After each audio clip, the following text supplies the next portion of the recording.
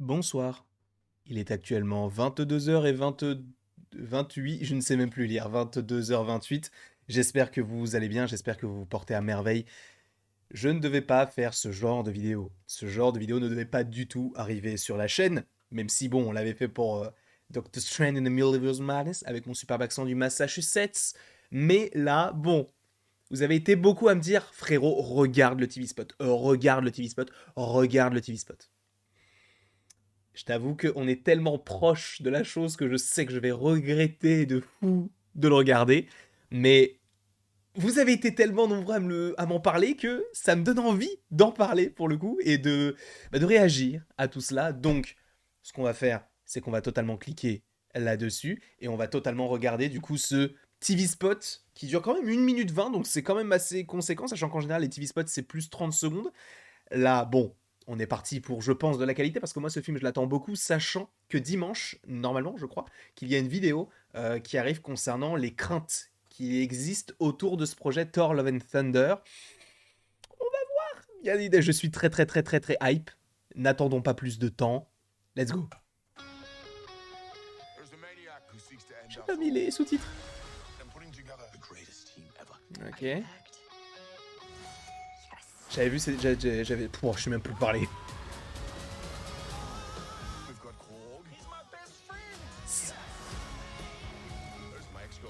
C'était des éternels, on est bien, on est bien d'accord. Ok.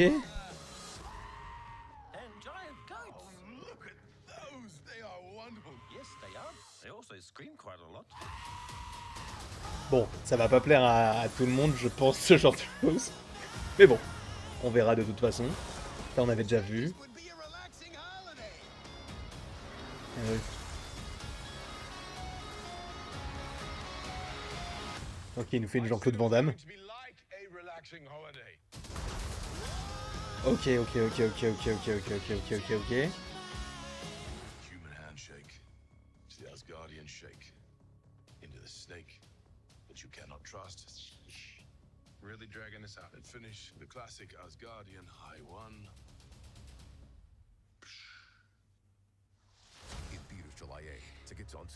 Ça ne va clairement pas plaire à tout le monde. Mais moi, je kiffe de fou. Par contre, on est. Alors, je comprends, j'ai saisi. J'ai saisi, je comprends pourquoi est-ce que certains m'avaient dit, mec, regarde le TV spot, puisque. Alors, on va l'analyser, évidemment, on va regarder tout ça. Mais, ok, je comprends mieux. Je comprends mieux parce que du coup, il y a pas mal de petites choses. Bah, il y a plein, plein, plein de nouvelles choses, donc on va pouvoir regarder tout ça. Mais ouais, il y a des éternels, frère. C'est chelou un peu, je trouve. Enfin, dans le sens où bah, c'est pas forcément ce à quoi on s'attendait, mais en réalité, les éternels en soi, ce sont des divinités. Après, sachez qu'il y a une vidéo que j'ai faite depuis, frère, je l'ai faite en janvier, je sais même plus, qui est censée arriver depuis plusieurs mois, qui est en lien avec bah, le fait enfin de connaître tous les éternels. Pas tous les éternels, qu'est-ce que je raconte? Ce sont des célestes. Donc, ouais, non, ok, stylé. Donc, on va regarder, on va se remater le petit teaser trailer.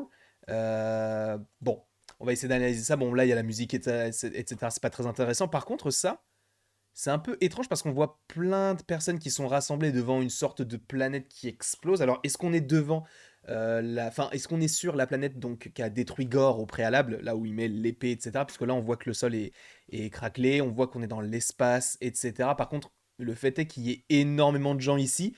Je ne saisis pas tellement. Après, peut-être que ce sont les habitants, je ne sais pas. Peut-être que c'est quelque chose qui se passe avant, peut-être que c'est quelque chose qui se passe après.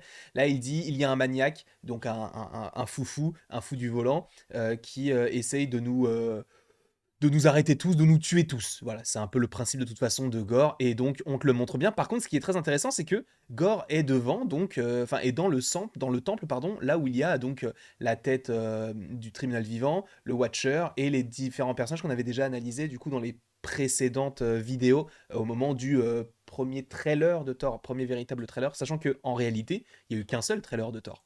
Donc on continue avec du coup Gore qui explose la planète. Bon, ça on l'avait déjà vu, donc ce n'est pas forcément totalement nouveau non plus pour nous. Mais moi, il y a, bah, du coup, il y a. Alors là, il dit, je vais faire la meilleure équipe. Bon, ça, c'est un peu. un peu ce qu'on avait vu notamment par rapport à Thor Ragnarok où il crée les Revengers. Bon, là, il y aura pas Bruce Banner, mais il y aura Jane Foster.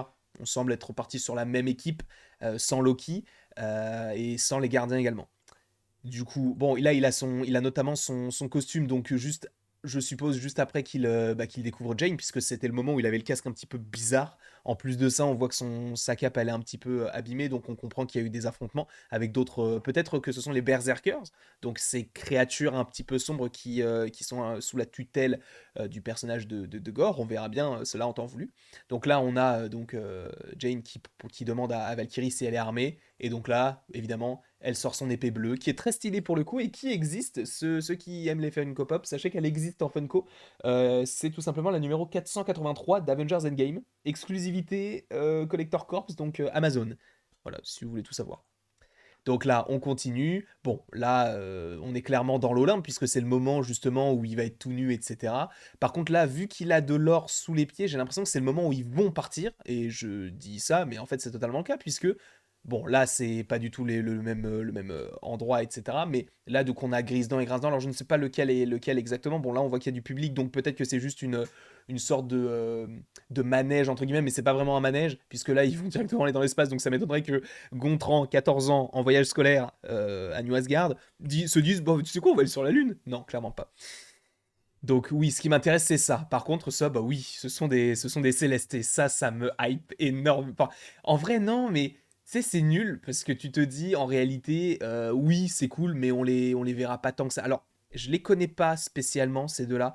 Lui, il me fait penser à quelqu'un que j'ai déjà vu. Alors, est-ce que c'est Ezon le chercheur? En réalité, je crois pas, mais c'est possible que ce soit lui. Mais du coup, on a deux célestes qui sont là, qui sont présents, qui sont plutôt sympathiques. Sachez d'ailleurs que c'est la seule et unique fois qu'on analysera les petits trailers ou ce genre de choses avant la sortie réelle du film, sachez-le. Donc on a deux célestes. En vrai, c'est cool, mais n'oublions pas que ce sont des divinités. Et sachant qu'on a Thor, on a Zeus, etc., on aura sûrement d'autres dieux, notamment Bast et tout. C'est cool qu'ils mélangent absolument tout.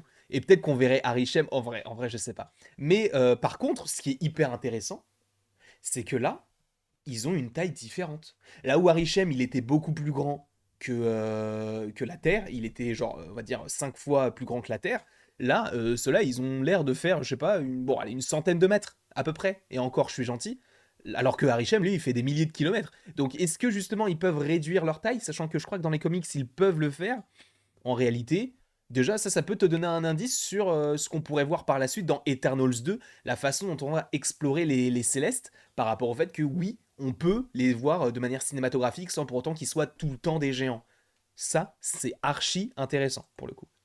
Mais donc on continue, bon, juillet numéro 8, voilà. Bon là, il affronte du coup les petits personnages qui viennent contre lui. Alors par contre, c'est assez étrange puisque ils ont de l'or sur eux, c'est du sang, je sais pas. À mon avis, ce sont juste des soldats, tu sais, qui sont des faux soldats, tu sais, c'est comme des monstres entre guillemets qui sont tout dorés et qui sont peut-être guidés par Zeus, mais en tout cas ils se font attaquer par ces petits bonhommes là. Là il dit il y a Korg et là Korg il dit c'est mon meilleur ami, tout ça, super. Alors peut-être que derrière ce sont des divinités qu'on découvrira par la suite, je pense, dans le film. Bon, là par contre, du coup, on a supposément le Bifrost qui est invoqué, ou alors il y a quelqu'un qui arrive, et là on a Grisdan et Grinsdan qui sont récupérés, donc on suppose qu'ils vont les ramener donc à New Asgard, d'où le fait que, boum, ils ramènent les petits boucs, et là on lui dit, ok, on a besoin des boucs maintenant pour aller à cet endroit-là, et ils vont de toute façon servir de moyen de transport, je suppose. Bon, là, c'est pas très intéressant puisque c'était le même moment, enfin le même endroit que tout à l'heure et qu'on avait déjà évoqué dans les précédents trailers. Donc en vérité, je pense qu'il va y avoir un premier affrontement ou un dernier affrontement dans cet endroit-là, un peu pas céleste, mais un peu cosmique, un petit peu étrange, un petit peu mythique et mystique. Donc voilà, là il parle de Jane Foster et tout. Bon, là on voit le cheval. Ça par contre, il va falloir nous expliquer comment est-ce qu'elle a récupéré le cheval. Mais elle arrive à enfin, à un endroit où vraisemblablement il y a du feu. Elle semble arriver d'une sorte de brèche. C'est un peu étrange, mais bon. Sachez par ailleurs, non je vais pas le dire. Non, je vais pas le dire, parce que j'en avais déjà parlé dans une vidéo, j'allais parler du personnage de Valkyrie qui pourrait revenir dans un autre programme, mais dans le doute, pour pas que vous soyez spoilé de quoi que ce soit, je vais pas vous le dire. Mais, donc elle arrive, voilà, et bon, elle a du sang, entre guillemets, c'est même pas vraiment du sang, c'est plus de genre des éclaboussures de je ne sais quoi dorées, donc elle affronte les monstres qui sont autour d'eux et qui sont tout dorés. Là, justement, elle dit: «C'est le meilleur jour de ma vie». Bon, je sais très clairement que, c'est pas forcément ce qu'on attendait d'une Valkyrie face à Gore qui dit ce genre de choses. Mais bon, elle affronte, donc, le personnage donc de comment il s'appelle? De Gore avec, donc cet éclair. Attendez, si je reviens bien, pour la bonne, là, on sait qu'elle a un éclair de Zeus. Et là, donc, on a, 10 calls, 15. Bon, c'est peut-être des chiffres, des lettres, je ne sais pas. Donc là, il parle des gardiens. Donc on a Kraglin, on a Groot, on a Nebula, Drax, Mantis, Korg qui fait partie des gardiens pour le coup, et donc Star-Lord. Bon, c'est plutôt sympa. Bon, là, on n'a pas Rocket, mais je pense. Ah, si, il est là, Rocket. Je sais pas si vous voyez, mais il y a sa petite tête là, juste ici. Donc voilà, et bon, il y a tous les gardiens, même plus, puisqu'il y a Kraglin.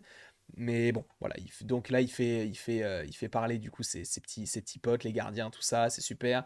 Bon là, bon, il mord le truc. Bon, tu comprends qu'il y a toujours le petit lien entre les deux persos, sachant qu'on suppose que ce film-là se déroule juste après les événements d'Avengers Endgame, par rapport au fait que Thor, bah du coup, tu sais, essaie de se remettre en forme, et Groot soit toujours un adolescent. Sachant que, ne l'oublions pas, le 10 août, il y a la série I Am Groot sur Disney+. Ça, il ne faut pas l'oublier. Donc là, on a donc les habitants d'une planète qui semble être un peu une sorte de déchetterie qui récupère donc les grises-dents et grince-dents. Je ne sais pas de quelle manière, mais là du coup, Korg il dit du coup bah voilà, il y a des chèvres géantes, et, euh, et Thor, bon ça a l'air étrange parce que soit il les connaît et du coup il leur dit, enfin il se dit genre ah regarde-les, elles sont magnifiques, ou alors c'est regarde-les, elles sont magnifiques, je les connais pas mais je vais les récupérer. Tu vois, c'est un peu bizarre parce que j'ai l'impression que c'est un peu un présent qu'il leur offre. Donc est-ce que ça sera vraiment en lien avec la mythologie nordique? En vrai je pense, mais pas forcément comme on le pense. D'ailleurs, je vais peut-être mettre un petit peu de son, juste histoire de dire, voilà. Donc là, they also scream like quite a lot. Donc elle crie aussi beaucoup. Donc bon. D'ailleurs, pourquoi est-ce qu'il a un symbole avec la chèvre, enfin avec un bouc? Je ne sais pas, je ne comprends pas vraiment. Mais bon, bon. Au moins, on sait que les deux boucs seront dans le vaisseau des gardiens, et supposément que ça va créer une animosité entre les Asgardiens et. Enfin, les Asgardiens, les personnages en lien avec Asgard et les personnages en lien avec les gardiens. Donc, en vérité, ça peut être assez intéressant. On voit que de toute façon, ça va pas forcément se passer très très bien. Et ne l'oublions pas, du coup, oui, Grisdent et Grincedent ont la faculté de pouvoir créer un portail. Enfin, en tout cas, c'est un pont d'Einstein-Rosen. Donc, c'est le pont arc-en-ciel qu'on avait notamment dans Thor. Et même, en fait, ils peuvent créer un portail un peu comme le pouvoir du Bifrost, du coup. Et c'est ce qu'ils vont faire. Et c'est notamment aussi en lien avec, bah, du coup, Stormbreaker qui peut invoquer le Bifrost. Donc là, plus d'éclairs. Bon, ça, c'était une image qu'on avait déjà vue. Rocket qui dit, je pensais, enfin, tu disais que ça allait être des vacances relaxantes sur cette planète-là. Et là, bon, on a le plan à la Jean-Claude Van Damme. Bon, ça, pour le coup, c'est clairement pas. J'imagine, alors je n'ai pas de retour, mais j'imagine la tête de Comics Guardian qui regarde cette image-là. Je pense qu'il pleure actuellement. Mais bon. Donc on continue, voilà, là il y a voilà, là il dit, j'ai dit que ça serait comme des vacances relaxantes. Bon, voilà, là c'est plus, c'est pas très intéressant. Le logo du film. C'est vrai que par contre Gore on le voit que très très peu, donc ça c'est plutôt sympa. Et là bon ils se font une petite poignée de main, genre on se dit au revoir mais pas adieu. Voilà, je vais pas forcément aller plus loin dans cette analyse là puisque là c'est juste une poignée de main, donc c'est pas très intéressant par rapport à l'analyse propre, enfin pure et dure. En tout cas. J'espère que vous avez apprécié cette vidéo. Ce sera la dernière fois que je parlerai d'un TV spot. C'est la dernière fois. Parce que je me suis dit, ah, c'est quoi, laissons-nous tenter. Ça fait longtemps en plus qu'on n'a pas parlé de Thor Love and Thunder. Et ça arrive à grands pas. Même s'il y avait la vidéo de dimanche qui arrive. Bon, on assure quand même les arrières. Et je vous propose quand même cette petite vidéo qui est quand même arrivée de manière assez tardive. Et sachez que j'ai sorti pardon, un short. Alors, c'est très étrange. Mais j'ai testé. C'est possible que du coup les prochains shorts soient soit ce genre de choses, soit des shorts en lien avec la pop culture et Marvel, un petit peu ce que je propose sur TikTok. Et par ailleurs, en description, vous aurez les deux TikTok. J'espère que je vais y penser. Merci beaucoup d'avoir regardé cette vidéo et il ne me reste plus qu'à vous dire à la prochaine pour la prochaine.